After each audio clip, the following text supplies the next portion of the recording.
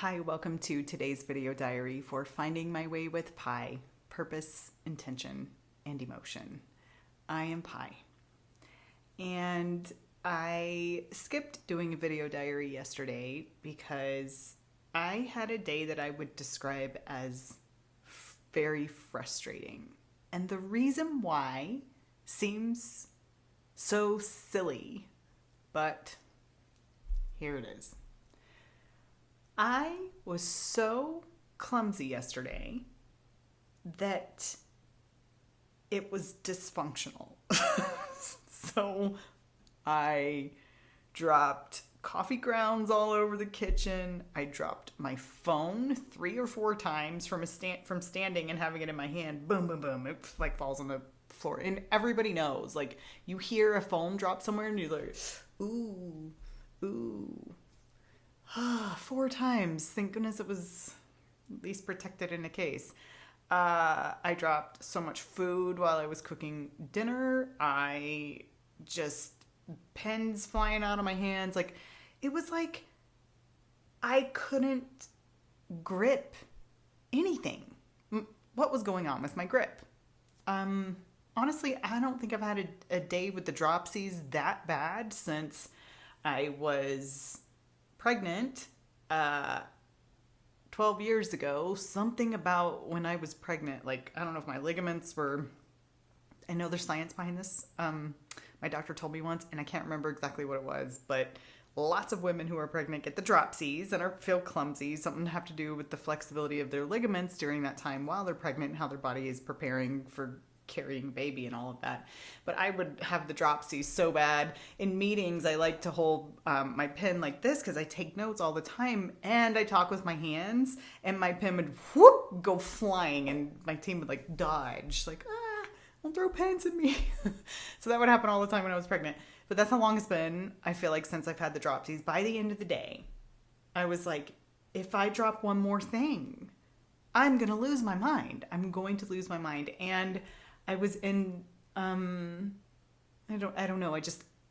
Why am I talking about this, right? Why am I talking about it? Because it's paralleling something emotionally for me. I feel like I just can't get a grasp on why I feel sadness right now.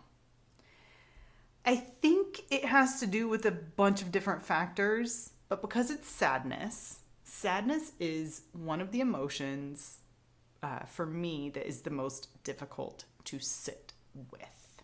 Because I know once I open up to it and let it fold and unfold and accept it and feel it and all of that, that it's going to feel really intense for me.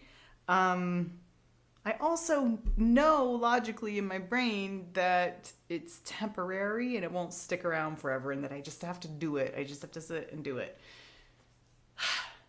So it's September. It's like mid to late September right now. And I'm starting to see all of the leaves change color and start to fall off. The flowers are now, they've peaked, and those plants are dying off. You start to see the dust gathering, and the days are getting shorter. The daylight's a little bit shorter. It's like every year around this time, and there is but a term for this. I think it's called SAD, seasonal affective disorder, or something along those lines. But I don't even think this is a disorder. It bugs me that we call this a disorder. I think this is a natural state of things. It's the season when things die, when we've had spring, everything rebirthed, and summer everything peaks and it grows and it's gorgeous, and then it sheds. It sheds the excess. It sheds and goes inside of itself so that it can hibernate during winter and then come back during the spring and rebirth. But this whole nature of this part of the cycle and the phase of the dying part, dying so that there can be rebirth later, I find to be sad. And every year I feel it in myself as well. I feel sadness well up beginning around mid to late September and kind of intensify into the holidays. Now, interestingly for me, holidays are, well, this is probably true for everyone. Holidays are such a mixed bag of emotions, and I often experience deep sadness over the holidays because I'm remembering people who are no longer with us. And this year, I don't know, that number of people who are no longer with us, it adds up over the years, right? And so to me, it almost gets more and more overwhelming.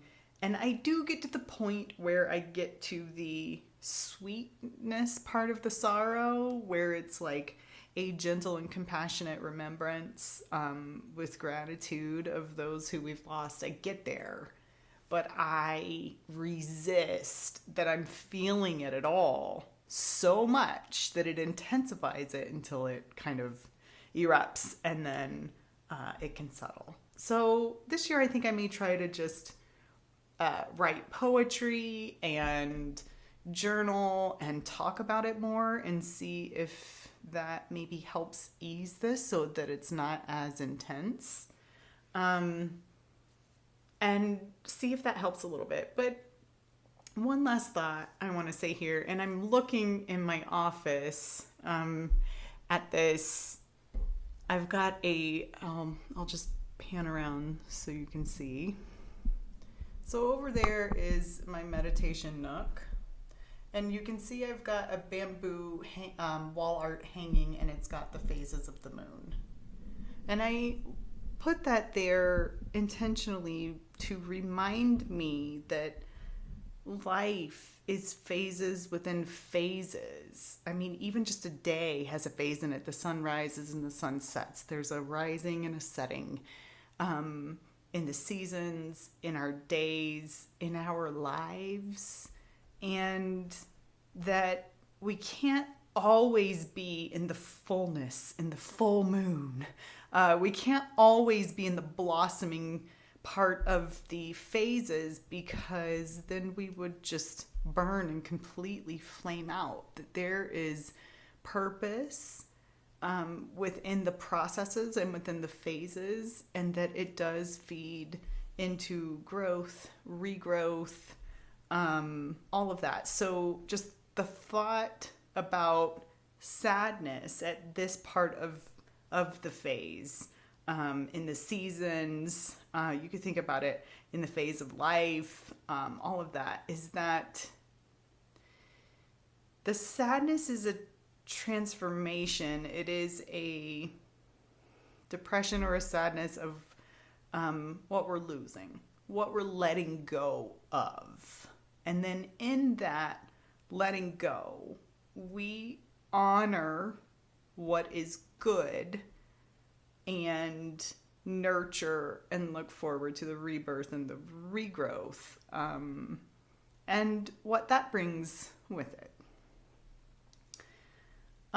So that the sadness isn't something that we need to be afraid of or resist or avoid. It's something that we can embrace, because it is what helps our bodies and our hearts let go when it's time to let go.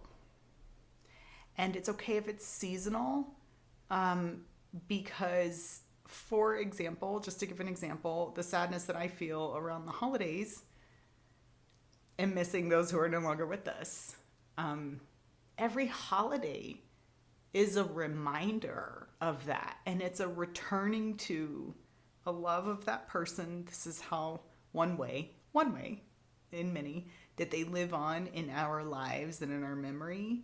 And it's also a returning to letting them go over and over and over. And the holidays for many of us are an anchor in tradition and rituals where that family did together. So there's a lot of memories for loved ones around the holidays. And so it is a annual letting go. And we need that in our lives for remembering. We need that in our lives for letting go so we can continue to grow and thrive. And it's a continual process. It's a continual cycle, continual phases, if you will. And they repeat. So I'm thinking about that, and I'm not talking about all of the different reasons for my sadness because I'm just being stubborn and I know I'm not ready to. But I am going to go write about it, and I'm going to do just open-ended journaling and let anything that comes to mind flow out, and it may be a poem too, because that's how I express. But just to put a new lens over what it is instead of labeling it as something that is wrong or a disorder or something that's wrong. It's just a practice in letting go, and sadness is a vehicle that teaches us how to do that, and it's almost like the vehicle that carries that letting go process for us, and it takes as long as it takes. There's no timeline you can put on nature. It just is going to do it when it's going to do it. So you can help usher it through by accepting it instead of resisting it. So that's what I'm thinking about today. Thanks for being with me on this journey. I'm so glad you're here, and I hope it helps you too. I'll see you tomorrow.